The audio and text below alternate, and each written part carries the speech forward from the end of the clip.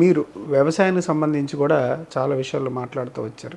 మీరు వ్యవసాయానికి సంబంధించి ఏమైనా సాధించారా? నీటి విషయంలో కావచ్చు. నీటి విషయంలో నేను మొదటగా శాసనసభ్యుడు అయిన వెంటనే, ఇంకా అప్పటికి ప్రమాణ స్వీకారం కూడా చేయలే, అప్పుడు మొదటి పంట వస్తూ ఉంది.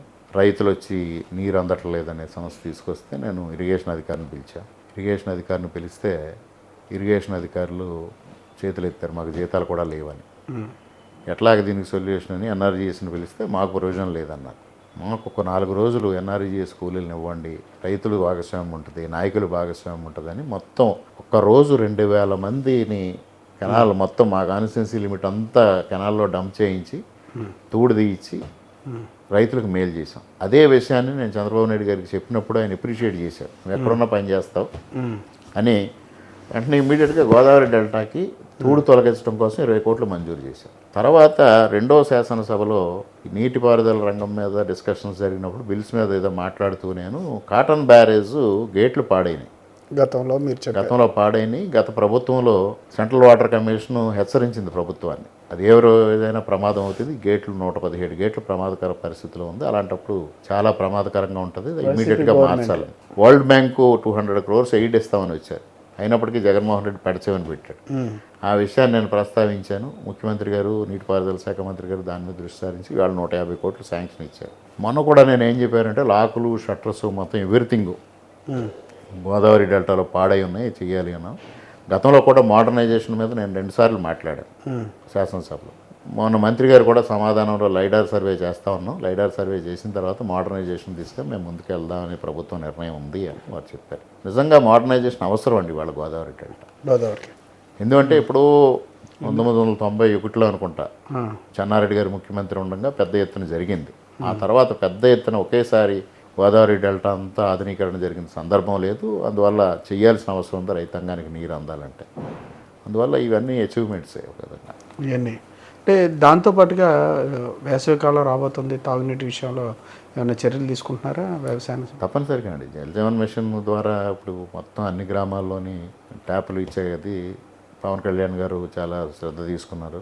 గ్రామీణ నీటి సరఫరా కింద కేంద్ర ప్రభుత్వం కూడా జల్ జీవన్ మిషన్ కింద మనకు పెద్ద ఎత్తున గత ప్రభుత్వం దాన్ని టోటల్గా ఇగ్నోర్ చేసింది. ఇవాళ ఒకటి ఉభయ గోదావరి జిల్లాలో ఎర్రస్ట్రాయల్ ఈస్ట్ గోదావరి, ఎర్రస్ట్రాయల్ వెస్ట్ గోదావరిలో 7,000 కోట్లతో కార్యక్రమం స్టార్ట్ చేశారు. అది ముందుకెళ్తా ఉంది. ఎక్కడికక్కడ చెరువులు నింపాలి. ఈ సీజన్లో చెరువులు నింపడం ద్వారా రేపు వేసవిలో అప్లాండ్లో మాకున్న రంగంపేట మండలంలో నీటి ఎద్దడి ఎదుర్కోకుండా ఉండడం కోసం చర్యలు, ముందస్తు ప్రణాళికతోనే ప్రతి విషయాన్ని నేను ఆలోచన చేసి ముందుకెళ్తాను. కానీ మంత్రివర్గం పూర్తి స్థాయిలో ప్రజల యొక్క మన్నలు పొందట్లేదని చెప్తా ఉన్నారు. ఈ అంశం మీ దగ్గరికి వచ్చిందా? అంటే మంత్రివర్గం పొందట్లేదు, లేకపోతే కూటమి ప్రభుత్వానికి వ్యతిరేకత మొదలైంది, ఇట్లాంటివన్నీ వైఎస్ఆర్సీపీ ప్రచారం, తప్పుడు ప్రచారం నిర్వహిస్తాం.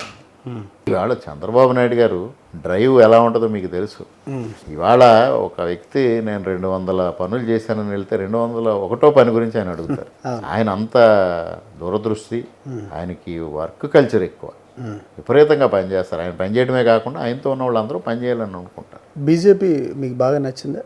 ఇవాళ నాకు క్రైసిస్లో ఒక విపత్కర పరిస్థితి వచ్చినప్పుడు మ్యాండేట్ ఇచ్చి నన్ను శాసనసభ్యుడిగా నిలబెట్టింది భారతీయ జనతా పార్టీ. తప్పనిసరిగా ఆ విధానాలు నేను అంగీకరించి ఆ విధానాలకు అనుగుణంగా నేను పనిచేయాల్సిన బాధ్యత కూడా నా పైన ఉంది. ఆ విధంగా నేను ఇవాళ పనిచేస్తా ఉన్నాను. ఎక్కడున్నా కష్టపడి పనిచేయడం కన్నా ఇష్టపడి పనిచేయడం నా విధానం. నేను రాజకీయాలంటే అనాసక్తిగా వచ్చా, కానీ ఇష్టపడి పనిచేస్తా ఉన్నా. అలాగే భారతీయ జనతా పార్టీలో నీకు కష్టపడే వెళ్ళా, కానీ ఇష్టపడి పనిచేస్తా ఉన్నా. మీరు ప్రతిపక్షంలో ఉండగా చంద్రబాబు నాయుడు గారిని అడ్డుకున్నప్పుడు ఆ సందర్భంగా అది చాలా వైరల్ అయింది. చాలా కష్టపడి పాదయాత్ర చేసుకుంటూ వచ్చి మీటింగ్ కండక్ట్ చేశారు. అది కూడా 3 years కంప్లీట్, 3 years కంప్లీట్ అయింది.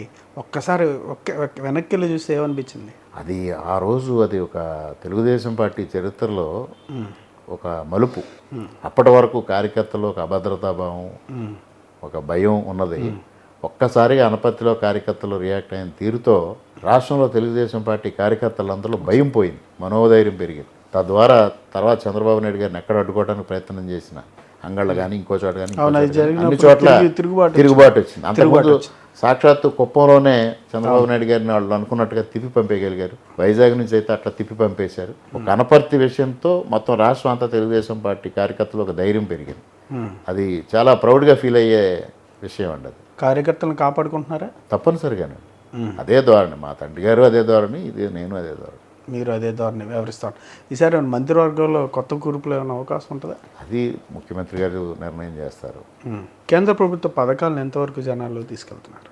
నేను చాలా పథకాలన్నింటినీ తీసుకెళ్తున్నాను. నేను దానికి ఒక స్పెషల్ ప్రోగ్రామ్ కూడా పెట్టాలనుకుంటున్నాను. మొత్తం కేంద్ర ప్రభుత్వ పథకాలన్నింటినీ నా నియోజకవర్గంలో ఎంతవరకు అప్లై చేయగలుగుతాను దానిపైన కూడా ఒక ప్రత్యేకమైన శ్రద్ధ వహించి, నేను ఆల్రెడీ 4 ఎంపీడీఓలకు చెప్పా, దానిపైన ఒక సమగ్రమైన ఒక రిపోర్ట్ తయారు చేసి ఇవ్వండి, కేంద్ర ప్రభుత్వం నుంచి ట్యాప్ చేసుకొని నా నియోజకవర్గంలో ఆ పథకాలను కూడా ఎక్కువగా అమలు చేయాలి.